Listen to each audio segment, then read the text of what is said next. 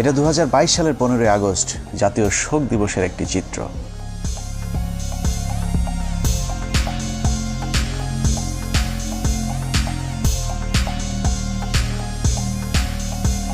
শোকে মুহ্যমান জাতির শোককে শক্তিতে রূপান্তর করে তার প্রদর্শনও দেখিয়েছে বিভিন্ন জায়গায়। খিচুড়ি নিয়ে মারামারি সহ 15 আগস্ট উপলক্ষে তোলা চাঁদাবাজির টাকা নিয়েও কামড়াকামড়ি করেছে শেখ মুজিবের আদর্শিক পুতুরেরা।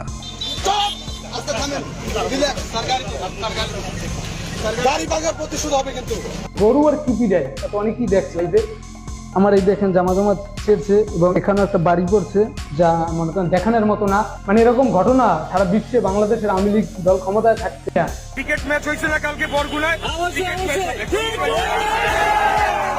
ছাত্রলীগ আসছে, এদেরকে আমরা গোনাই ধরি না। এরকম বিচ্ছিন্ন কিছু ঘটনা বাদ দিলে সারা দেশে আনন্দ ঘন পরিবেশে প্রায় 4,500 গরু জবাই করে উদযাপিত হয়েছে শোকের নামে জাতীয় সুখ দিবস। সারাদিন আনন্দ উল্লাস শেষে আওয়ামী নেতারা রাতে মদ বা মাদক সেবনের মাধ্যমে শেখ মুজিবের আত্মার শান্তি কামনাও করেছেন বিভিন্ন জায়গায়। সেই সাথে শেখ মুজিবকে জাহান্নামের সর্বোচ্চ জায়গায় রাখার জন্য মহান রাব্বুল আলামিনের কাছে ফরিয়াদ জানিয়েছেন শেখ মুজিবের উম্মতেরা। বঙ্গবন্ধুকে আল্লাহ যেন জাহান্নামের ভালো জায়গায় স্থান করে দেয়, আল্লাহ যেন তাদের মুনাজাত কবুল করেন। আশেকানদের এরূপ ভালোবাসায় পীর সাহেবের বাস কোন দিক দিয়ে কয়টা ঢুকছে সেটা একটু অনুমান করতে থাকুন। আমরা ততক্ষণে একটু 1975 থেকে ঘুরে আসি। এটা 1975 সালের 15 আগস্ট। বিদেশি সংবাদ মাধ্যমগুলো বলছে, পরিবেশ দেখে মনে হচ্ছে এই শহরে যেন তেমন কিছুই ঘটেনি। And this is how Dhaka looks today. The same tanks on the streets, soldiers still on guard, and yet it is almost as if nothing had happened. কিন্তু আজকের পরিস্থিতি সম্পূর্ণই ভিন্ন। শেখ মুজিবের নাম ধরে কথা বলাও যেন এখন মহা অপরাধ। কিন্তু সেদিন গোলাবারুদ ছাড়া কামান নিয়ে কর্নেল ফারুক শেখ মুজিবের গোষ্ঠী শুদ্ধ রফা দফা করে দিলেও শেখ মুজিবের এত ভালোবাসার মানুষেরা একজনও এগিয়ে আসেনি। কেউ কোনো পদক্ষেপ নিল না। ওই লাশ পড়ে থাকলো 32 নম্বরে। ধরে নিলাম অবস্থা ভয়াবহ খারাপ ছিল, কিন্তু কখনো কি চিন্তা করে দেখেছেন যে দেশে সালমান শাহের মতো একজন চিত্রনায়ক মারা যাবার পর শোকে 7 জন মানুষ আত্মহত্যা করতে পারে, সেই দেশে এমন একজন মুজিব প্রেমীও কি ছিল না, যিনি কিনা মুজিবের ভালোবাসায় অন্তত আত্মহত্যা করতে পারত? আসলে শেখ মুজিবের প্রতি এখনকার আলগা প্রীতি আর তখনকার পরিস্থিতি ছিল সম্পূর্ণ ভিন্ন রকম। একটি মানুষ ছিল না সাহস করে এগিয়ে আসার, একটি মানুষ ছিল না প্রতিবাদ করার। 15 আগস্ট থেকে 16 আগস্ট ওই লাশ পড়েছিল। কেন কেউ এগিয়ে আসেনি সেটাই আজকের অনুসন্ধানের মূল বিষয়। আজকে যারা শেখ হাসিনাকে দেখছেন তাদের অনেকেরই ধারণা শেখ হাসিনা খারাপ হলেও মুজিব খুবই ভালো মানুষ ছিলেন, কিন্তু বাস্তবে শেখ হাসিনা তার পিতার ডুপ্লিকেট কার্বন কপি। দুজনেই পেছনে তেল নিতে পছন্দ করতেন, কিন্তু সমালোচনা সহ্য করতেন না। এই যে নতুন সিস্টেমে যাচ্ছি আমি। হাসিনার মতো শেখ মুজিবুর দুর্নীতিবাজ, তেলবাজার, চোর বাটপার নেতাদের কাছে রেখে যোগ্যতা সম্পূর্ণ সৎ মানুষগুলোকে সরিয়ে দিয়ে নিজের বিপদ নিজেই ডেকে এনেছিলেন। মেজর ডালিম বলছি, শেখ মুজিব ও তার খুনি দুর্নীতিবাজ সরকারকে উৎখাত করা হইয়াছে। এ বিষয়ে সাংবিধানিক আইন ও রাজনীতি বাংলাদেশ প্রসঙ্গ বইয়ের 52 নম্বর পৃষ্ঠায় বলা হয়েছে, স্বাধীনতা পূর্ব মুজিব আর প্রধানমন্ত্রী হিসাবে মুজিবের মধ্যে রয়েছে আকাশ পাতাল পার্থক্য। বঙ্গবন্ধু হিসাবে মুজিব ছিলেন চমৎকার, কিন্তু প্রধানমন্ত্রী হিসাবে অত্যন্ত দুর্বল। সেই সরকার অনেক ভুল করেছে এবং সেটা আমাদের অর্থনীতিকে ভীষণভাবে আঘাত করে। বইটির 161 নম্বর পৃষ্ঠায় বলা হয়েছে, মুজিব সারা জীবন গণতন্ত্রের জন্য সংগ্রাম করেছেন, কিন্তু ক্ষমতায় যাবার পর তিনি গণতন্ত্রকে প্রাতিষ্ঠানিক রূপ দিতে চাননি। এভাবে স্বাধীনতা পূর্ব বঙ্গবন্ধু আর স্বাধীনতা পরবর্তী স্বৈরাচার মুজিবের মাঝে বিস্তর ফারাক দেখা যায়। The Awami League cadres were armed and the opposition political movement were harassed.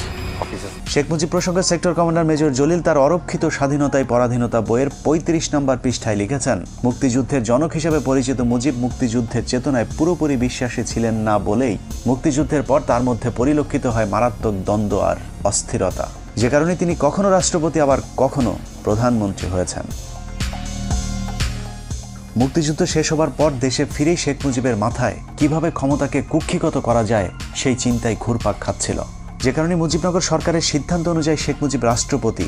তবে তার অনুপস্থিতিতে সৈয়দ নজরুল ইসলামকে সরিয়ে তার রাষ্ট্রপতি হবার কথা, কিন্তু শেখ মুজিব রাষ্ট্রপতি না হয়ে প্রধানমন্ত্রী হতে চাইলেন, কারণ প্রধানমন্ত্রীর ক্ষমতা রাষ্ট্রপতির চাইতেও বেশি। 10 জানুয়ারি ভারত থেকে ফিরে ঢাকা বিমানবন্দর থেকে ট্রাকে করে রেসকোর্স ময়দানে যাওয়ার পথেই মুজিবুর রহমান তাজউদ্দিনের কানে কানে বললেন, তাজউদ্দিন, আমি কিন্তু প্রধানমন্ত্রী হব। যে তথ্যটি তাজউদ্দিন আহমেদের মেয়ে শারমিন আহমেদ তার লেখা তাজউদ্দিন আহমেদ নেতা ও পিতা বইতে উল্লেখ করেছেন। যেই কথা সেই কাজ। মুজিবনগর সরকারের অস্থায়ী সংবিধান বাতিল করে 11 তারিখে নতুন সংবিধান আদেশ জারির পর 12 তারিখে তাজউদ্দিনকে সরিয়ে প্রধানমন্ত্রীর চেয়ারে বসেন শেখ মুজিব। তার ঠিক 10 দিন পর 22শে জানুয়ারি রাষ্ট্রপতির পদ থেকে সৈয়দ নজরুল ইসলামকে সরিয়ে মুজিবের পছন্দের মানুষ বিচারপতি আবু সাইদ চৌধুরী ও পরে মোহাম্মদ উল্লাহকে রাষ্ট্রপতির পদে বসান। তবে দুজন রাষ্ট্রপতির সাথে মুজিব চাকরের মতো আচরণ করতেন।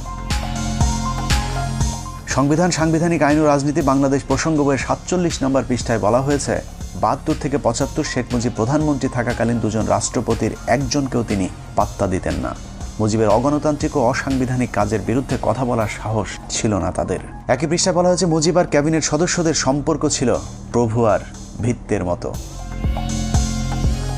ক্ষমতা পেয়ে বদলে যাওয়া মুজিবের একনায়কতন্ত্রের বিরুদ্ধে যে যখন প্রতিবাদ করেছে তাকেই তিনি তখন শায়েস্তা করেছেন। স্বাধীনতার দলিলপত্রের প্রথম খণ্ডে শেখ মুজিবের মাস্তানির এক ভয়ঙ্কর বর্ণনা তুলে ধরা হয়েছে, যেখানে বলা হয়েছে 1972 সালের 11 এপ্রিল কে ওবায়দুর রহমান সংসদে বলেন, এ পরিষদ যদি সার্বভৌম না হয় তাহলে মন্ত্রিসভার ক্ষমতার উৎস কোথায়? মাননীয় স্পিকার, আমার দাবি অবিলম্বে এই গণপরিষদকে স্বাধীন বাংলাদেশের পার্লামেন্ট হিসেবে ঘোষণা করা হোক। এ কথা বলার সময় তাকে বারবার থামিয়ে দিচ্ছিলেন মুজিবের তেলবাজ স্পিকার আব্দুল মালেক উকিল। স্পিকার কোনোভাবেই কে ওবায়দুরকে থামাতে না পারলে শেখ মুজিব স্পিকারকে বলেন, মেম্বারদের একটা বিষয়ে হুঁশিয়ার করতে চাই। স্পিকার যখন কথা বলেন তখন আর কারো কোনো কথা বলার অধিকার নাই, বললে তাকে পরিষদ থেকে বের করে দিতে পারেন। অথচ সংসদের ভেতরে স্পিকারকে প্রধানমন্ত্রীর এ ধরনের আদেশ নির্দেশ সম্পূর্ণভাবে বেআইনি।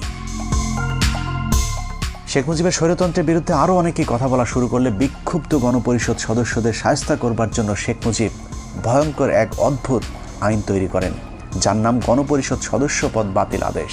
জনগণের দ্বারা নির্বাচিত প্রতিনিধিদের বিরুদ্ধে এ ধরনের আইন আজও পর্যন্ত পৃথিবীতে বিরল।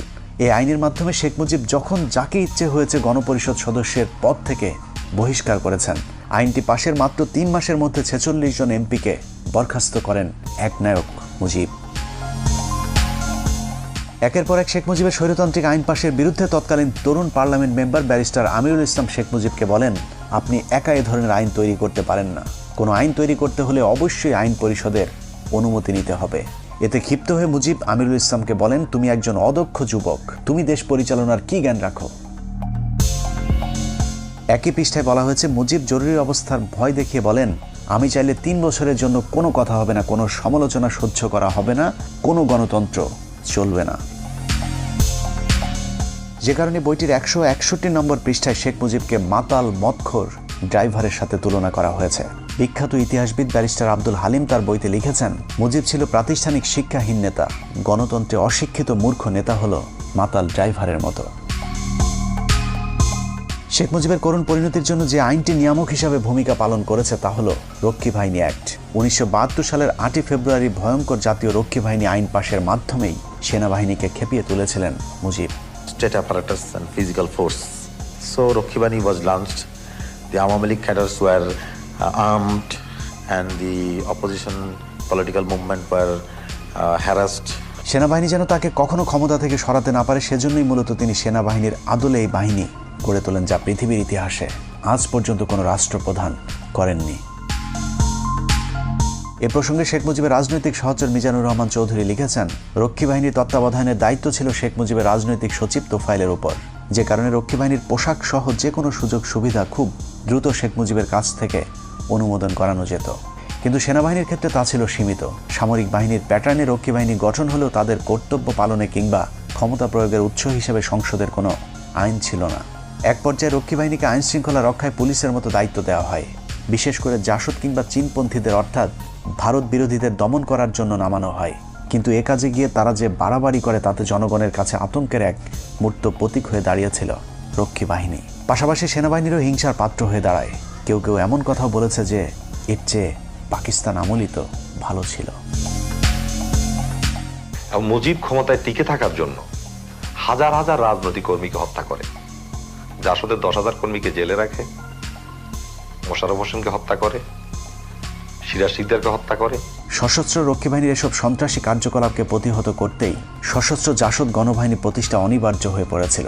শতভাগ মুক্তিযোদ্ধাদেরকে নিয়ে গঠিত রক্ষী বাহিনীর অত্যাচারের কারণে ওই সময় ব্যাপক জনপ্রিয় হয়েছিল শতভাগ মুক্তিযোদ্ধাদের নিয়ে গঠিত দল জাসদ, যার ফলে 1973 সালে নির্বাচনে আওয়ামী লীগের প্রধান প্রতিদ্বন্দ্বী হয়ে দাঁড়ায় জাসদ নামক নতুন ওই রাজনৈতিক দলটি। মানুষের সিভিল রাইট এবং মানুষের ফান্ডামেন্টাল রাইটস এগুলি কাঠিল করে দিয়ে মুজিব ক্ষমতা থাকার চেষ্টা করে।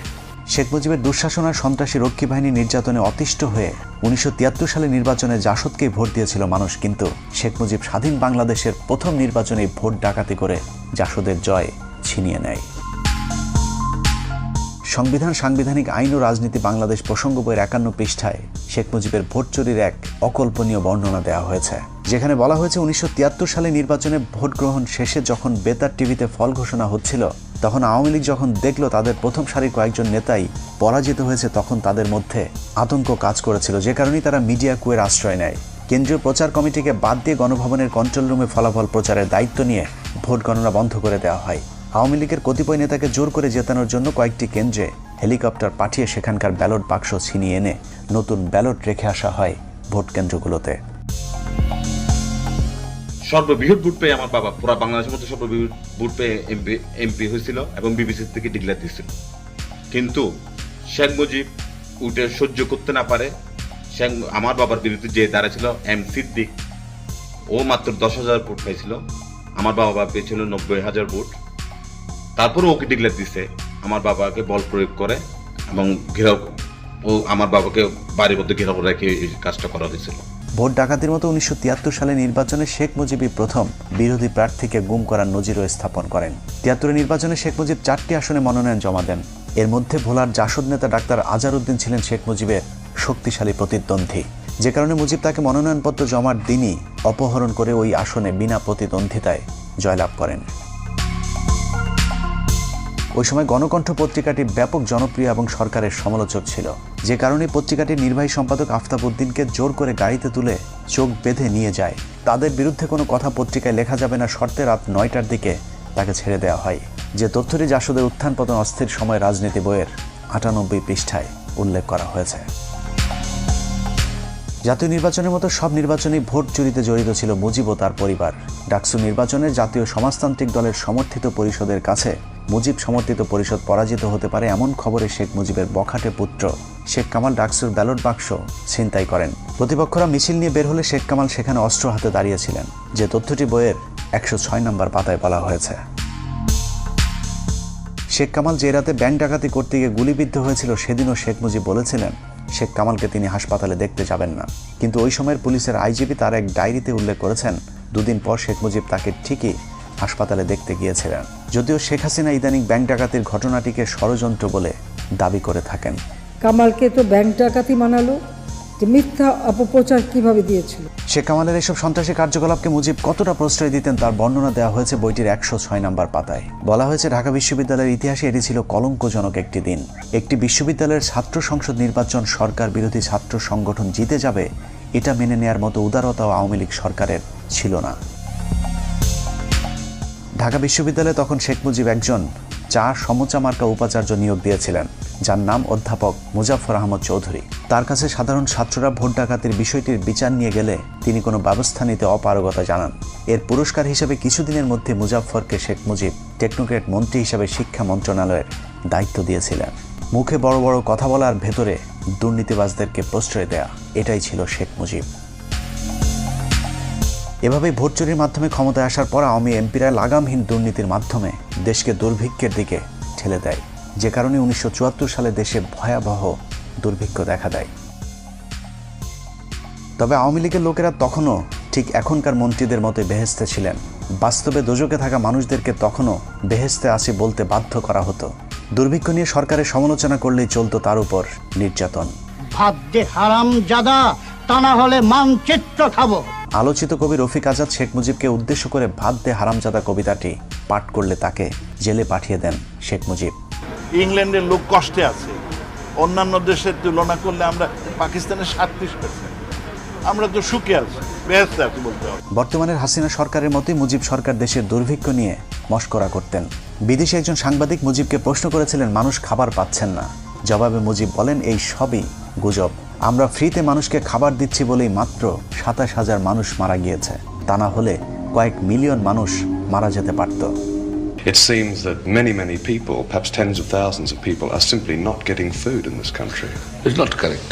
Then 27,000 people could not even die. 27,000 মানুষ মারা যাওয়াকে শেখ মুজিব কিছুই মনে করেননি, যে কারণে 1974 সালের দুর্ভিক্ষের পর সারা দেশের মানুষ মুজিব সরকারের বিরুদ্ধে ক্ষোভে ফুঁসে উঠেছিল। শেখ মুজিব তখন বুঝতে পেরেছিলেন দেশে গণতন্ত্র থাকলে বেশি দিন আর ক্ষমতায় থাকা যাবে না, যে কারণে তিনি বলেছিলেন আমাদের যে অবস্থা, আগামী নির্বাচনে আমরা 25-30টির বেশি আসন পাবো না, তখন স্বাধীনতা বিরোধীরা আমাদেরকে কচু কাটা করবে। এই উপলব্ধি থেকে শেখ মুজিব জোর করে ক্ষমতায় থাকতে বাকশাল গঠনের পরিকল্পনা হাতে নেন। আজীবন ক্ষমতায় থাকার এরকম অগণতান্ত্রিক পরিকল্পনার সাথে আওয়ামী লীগ নেতারাও এক হতে পারেননি, কিন্তু যারাই বাকশালের বিরোধিতা করেছিল তাদের অবস্থা কতটা দুর্বিষহ হয়েছিল তা ওই সময়ের বিভিন্ন রাজনীতিবিদদের বক্তব্যে উঠে এসেছে। Mujib Saab went for Bakshal, which means one leader, one party, one country. Mizanur Rahman Chowdhury তার রাজনীতির 3 কাল বইতে লিখেছেন 1975 সালের 21শে জানুয়ারি সংসদীয় দলের শেষ বৈঠকে শেখ মুজিব বাকশালের পক্ষে কে কে আছে তা জানতে চেয়ে সবাইকে হাত তুলতে বলেন। বেশিরভাগ ভয়ে হাত তুলল মিজানুর রহমান চৌধুরী হাত না তুলে বক্তব্য দেওয়ার জন্য উঠে দাঁড়ালে শেখ মুজিব তাকে উচ্চ স্বরে ধমক দিয়ে বলেন, তুই বস, তুই বস। মিজানুর রহমান বসে পড়ার পর তাকে হাত তুলতে বললেও তিনি মুজিবের কথা শোনেননি। এরপর সংসদ থেকে বেরিয়ে বাসায় গিয়ে জানতে পারেন শেখ মুজিব স্বরাষ্ট্রমন্ত্রী মনসুর আহমেদকে নির্দেশ দিয়েছেন মিজানুর রহমানকে কিছুদিন জেলে আটকে রেখে তার মাথা ঠান্ডা করবার জন্য।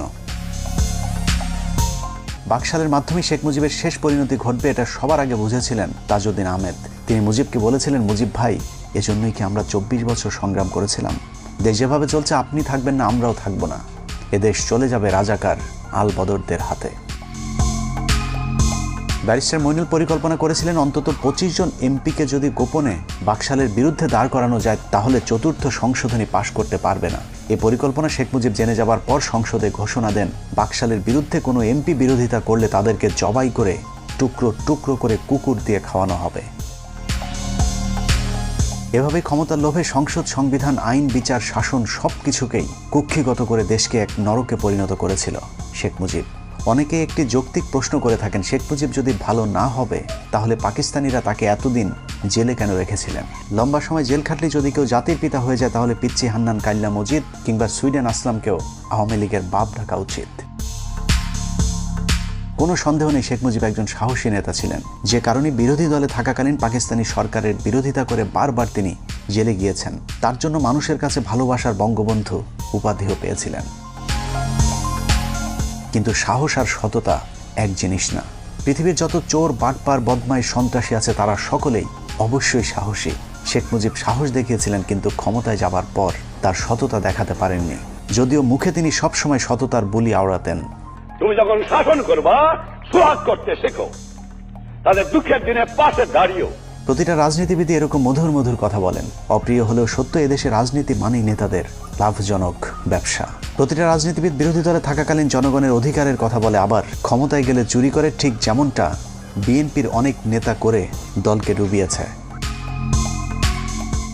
এখনো বিএনপির অনেকেই অপেক্ষায় আছেন দল ক্ষমতায় এলে আবারও আল্লাহর নাম নিয়ে চুরি শুরু হবে, কিন্তু এখন তারাই আবার আওয়ামী লীগের চুরির বিরুদ্ধে কথা বলে। এটার নামে রাজনীতি, সাহিত্যের ভাষায় যাকে বলা হয় সুযোগ না পেয়ে ভদ্র। শেখ মুজিবও যতদিন ক্ষমতা না পেয়েছেন ততদিন সৎ ছিলেন, মানুষের অধিকার নিয়ে কথা বলতেন, কিন্তু ক্ষমতা পেয়েই হয়ে যান বেয়াদব, দুর্নীতিবাজ, স্বৈরশাসক। কাউকে সম্মান করতেন না মুজিব, তার চেয়ে বয়সে বড় মানুষদেরকেও তিনি তুই করে ডাকতেন। ক্ষমতা তাকে এতটা অহংকারী করে তুলেছিল যে বিদেশি গণমাধ্যমের সামনেই কলকিতে সুখ টান দিতেন। এভাবেই প্রধানমন্ত্রীর পদটিকে তিনি কলঙ্কিত করেছিলেন।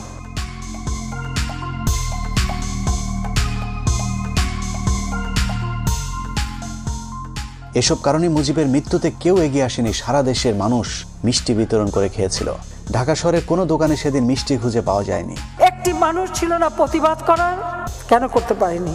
এত বড় সংগঠন, এত সমর্থক, এত লোক, কেউ তো একটা কথা বলার সাহস পায়নি। খোদ আওয়ামী নেতারাও তার লাশ দেখতে যাননি। এতদিন মুজিবের চামচামু করা স্পিকার আব্দুল মালেক উকিল বলেছিলেন জাতি ফেরাউনের কবল থেকে মুক্তি পেল। মুজিবের কাছের সহচর আতাউর রহমান খান 15 আগস্টকে নাজাত দিবস ঘোষণা করেছিলেন।